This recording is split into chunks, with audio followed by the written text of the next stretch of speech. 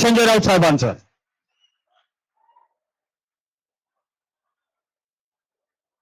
आताच सन्माननीय राज ठाकरे यांचं भाषण संपलं आणि ते निघाले. शेतकरी कामगार पक्षाच्या आजच्या मेळाव्याला या मंचावर जवळजवळ महाराष्ट्रातल्या सर्व प्रमुख पक्षांचे नेते उपस्थित आहेत.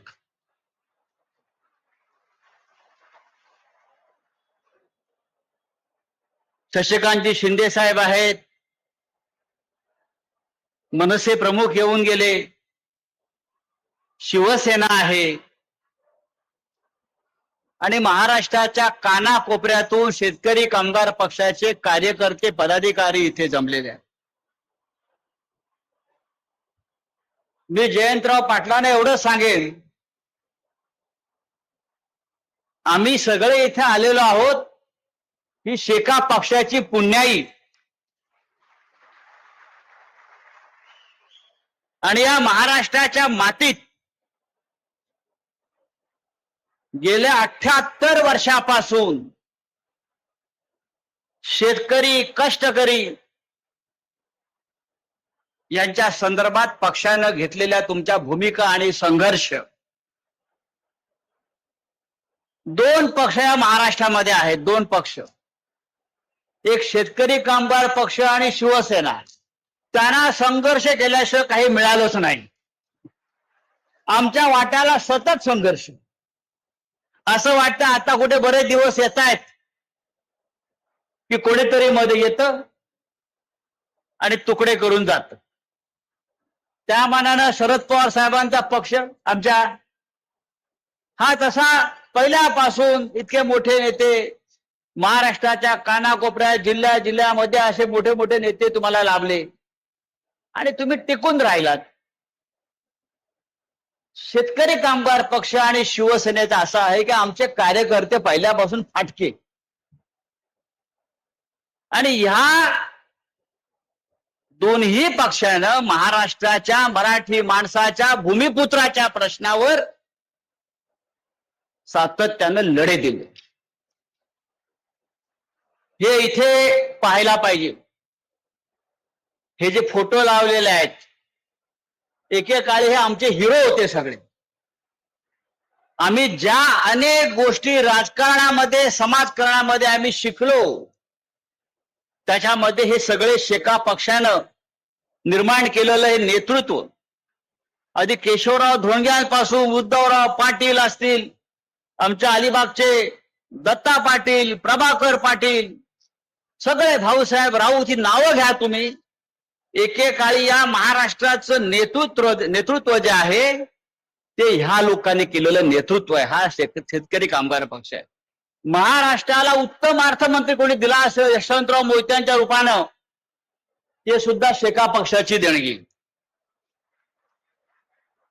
हे मी आपल्याला तरुण पिढीला यासाठी सांगतोय, आज या राज्यामध्ये शेतकरी आणि कामगार हे दोघेही संकटात आहेत. हा महाराष्ट्र गौतम अडाणीनं निर्माण नाही केला. हा महाराष्ट्र अंबानीनं निर्माण नाही केला. हा महाराष्ट्र देवेंद्र फडणवीस यांच्या पूर्वजांनी निर्माण नाही केला.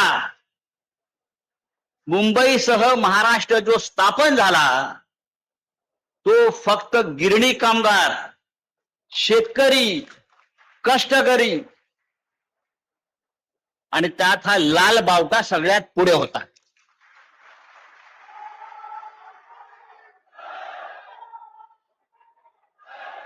हा लाल बावटा स्वातंत्र्याच्या लढ्यामध्ये भारतीय जनता पक्ष नव्हता. स्वातंत्र्याच्या लढ्यामध्ये भारतीय जनता पक्ष काय राष्ट्रीय स्वयंसेवक संघ असेल कोणी नव्हतं. महाराष्ट्राच्या लढ्यामध्ये comrade Shripad Amrit Dange, comrade Anna Bhau Sathe, comrade Amar Shaikh, comrade Gangadhar Reddy, comrade N D. Patil, किती नावं घ्यायची, अहिल्या रांगडेकर. अख्खा रायगड जिल्ह्यातला शेतकरी कष्टकरी समाज हा महाराष्ट्राच्या लढ्यामध्ये होता सगळ्यांबरोबर. म्हणून हा महाराष्ट्र आज देवेंद्र फडणवीसला भोगता येतो आहे. माझं आणि शेतकरी पक्षाचं नातं आहे.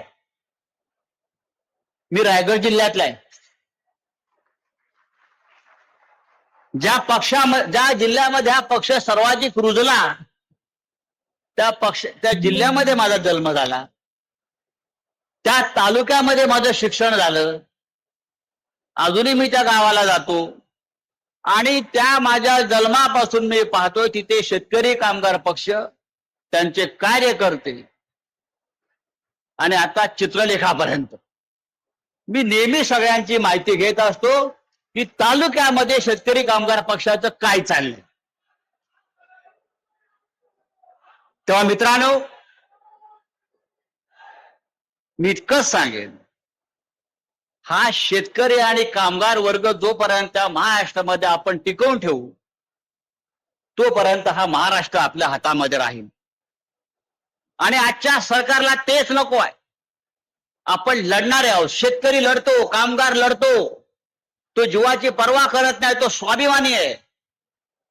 पण आज गेल्या 5 महिन्यामध्ये या महाराष्ट्रामध्ये 550 शेतकऱ्यांनी आत्महत्या केल्या. काय करतोय आपण, काय करतो हे शेतकऱ्यांसाठी, कष्टकऱ्यांसाठी आम्ही आवाज उठवतोय, बोलतोय. विधानसभेत, लोकसभेत, राज्यसभेत आमचा आवाज बंद करण्याचा प्रयत्न होतो.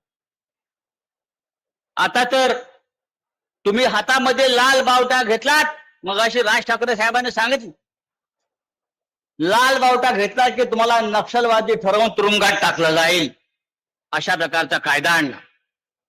तुम्ही सरकारच्या विरुद्ध बोललात की तुम्हाला नक्षलवादी ठरवून तुरुंगात टाकलं जाईल. तुम्ही सामाजिक आंदोलनामध्ये उतरलात, सरकारला प्रश्न विचारलात की तुम्हाला तुरुंगात टाकलं जाईल. अर्बन नक्षलवाद काय असतं? अर्बन नक्षलवाद मला माहिती आहे. मी देशाच्या कानाकोपऱ्यात फिरतो. आज खेड्यापाड्यावर, आदिवासी पाड्यांवर, जंगलात काम करणारा जो कार्यकर्ता आहे तो कॉम्रेड आहे. तो हातात लाल बावट्या घेऊन काम करतो. मी झारखंड, छत्तीसगड सगळ्या जंगलात जाऊन पाहत असतो. मी त्याला तुम्ही अर्बन नक्षलवाद ठरवून तुरुंगात टाकणार. उद्या शेतकरी कामगार पक्षाच्या कार्यकर्त्यावर सुद्धा हे वेळ येऊ शकते. तुम्ही कष्टकऱ्यांचे प्रश्न उचलता म्हणजे तुम्ही देशद्रोही आहात. तुम्ही कामगारांचे प्रश्न उचलताय, तुम्ही राष्ट्रद्रोही आहात. पण नरेंद्र मोदी हा राष्ट्रद्रोही नाही.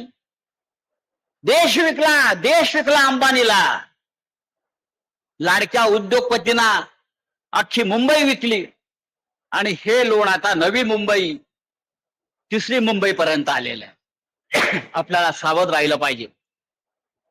आपल्यातला लढण्याचा जो बाणा आहे तो आपल्याला संपवता कामा नये. या महाराष्ट्राचं राजकारण मराठी माणसाच्या हातातच राहिलं पाहिजे. यासाठी आपण आता एकत्र आलं पाहिजे. राज ठाकरे, उद्धव ठाकरे एकत्र आले, अख्ख्या महाराष्ट्राला त्याचा आनंद झाला. पण फक्त राज ठाकरे, उद्धव ठाकरे एकत्र येऊन चालणार नाही. त्यांच्या बरोबर सगळ्या या संघटना मराठी माणसासाठी, कष्टकऱ्यांसाठी काम करणाऱ्या एकत्र आल्या पाहिजे. तर या महाराष्ट्रावर मराठी माणसाचा अधिकार आणि हक्क राहील. अनेक प्रश्न या महाराष्ट्रामध्ये आहेत. शेतकरी कामगार पक्षाला निवडणुकीमध्ये यश मिळालं नाही. शिवसेनेला यश मोठ्या प्रमाणात मिळालं नाही. राष्ट्रवादी काँग्रेस पक्षाला शरद पवारांसारखा नेता असताना यश मिळालं नाही. त्यामागची कारणं वेगळी आहेत. पण निवडणुकीमध्ये यश मिळालं नाही म्हणून खचून जाता कामा नये. तर पुढल्या लढाईसाठी आपण सज्ज राहायला पाहिजे. त्यालाच लढवय्या, या महाराष्ट्राचा लढवय्या बाणा आणि मराठी माणसाचा बाणा म्हणतात. खचून कसले जात आहे. निवडणुका आज येतील, उद्या परत जात. पण आपल्याला या महाराष्ट्राचं नेतृत्व आपल्या हातात घेण्यासाठी आपल्याला कंबर कसून उभं राहावं लागेल. आणि आजच्या या मेळाव्याचं, शेतकरी कामगार पक्षाच्या मेळाव्याचं महत्व हेच. मी दिल्लीमध्ये 25 वर्ष आहे. आजही महाराष्ट्राचा रुबाब आहे दिल्लीमध्ये. आजही मराठी माणूस म्हटला, मराठी खासदार म्हटला की लोक दचकतात. त्याचं कारण हा महाराष्ट्र स्वाभिमानी आहे. हा महाराष्ट्र कधी झुकला नाही, हा महाराष्ट्र कधी वाकला नाही. आणि खास करून जे रायगड जिल्ह्यातून आलेले हे कार्यकर्ते आहेत त्यांना माहिती आहे रायगड जिल्हा म्हणजे काय. पण आज एक धोका रायगड जिल्ह्यात दिसतोय, जो मगाशी सन्माननीय राज ठाकरे यांनी सांगितला. जसे उद्योग वाढतायत, औद्योगिकरण होत आहे, तसा आपला शेतकऱ्याची पिछेहाट होते. कामगार वर्ग बाहेर येतो, मराठी संस्कृतीवरती आक्रमण होत आहे. यासाठी शेतकरी कामगार पक्षानं पुढाकार घेतला पाहिजे. मी जयंतरावांना सांगेन, जयंतभाईंना सांगेन, जयंतभाई, शिवसेनेची आणि आपली विचारसरणी एक आहे. आपण भूमिपुत्रांसाठी लढणारे लोक आहोत. मराठी हा आपला आत्मा आहे. राष्ट्रवादी काँग्रेसचे नेते हा सुद्धा या महाराष्ट्रातला एक महत्वाचा आणि स्वाभिमानी पक्ष आहे. आपण सगळ्यांनी एकत्र येऊन या महाराष्ट्रावर होणारं हिंदीचं आक्रमण, उपऱ्यांचं आक्रमण थांबवायला पाहिजे आणि मराठी माणसाची भक्कम एकजूट उभा राहायला पाहिजे. आणि आम्ही सगळे एका नात्यानं आपल्या बरोबर जोडलेलो आहोत आणि हे नातं असंच राहील. महाराष्ट्र राहिला तर महाराष्ट्र धर्म राहील, मराठी माणूस राहील. आणि महाराष्ट्र मेला तर राष्ट्र मरेल, हे सेनापती बापट याने सांगितलेलं आहे. मला त्याची या क्षणी आठवण होत आहे. आजच्या दिवशी आपण मोठ्या संख्येनं जमलेला आहात, महाराष्ट्रातून आलेला आहात, कानाकोपऱ्यातून आलेला आहात. हे राज्य छत्रपती शिवाजी महाराजांचा आहे, शाहू फुले आंबेडकरांचा आहे. याचं भान आपण ठेवलं पाहिजे. आणि आपल्या या राज्यामध्ये जातीय धर्मांत शक्तींना कोणत्याही प्रकारचा थारा न देता हे राज्य मजबूतीनं पुढे नेलं पाहिजे. इतक्याच मी आजच्या दिवशी शुभेच्छा देतो. आणि या कार्यामध्ये शेतकरी कामगार पक्षाला उदंड यश मिळो, त्यांच्या नेत्यांना यश मिळो अशा शुभेच्छा देतो आणि तूर्त आपली रजा घेतो. जय हिंद, जय महाराष्ट्र. धन्यवाद राऊत साहेब. यानंतर महाराष्ट्र राष्ट्रवादी काँग्रेस पक्षा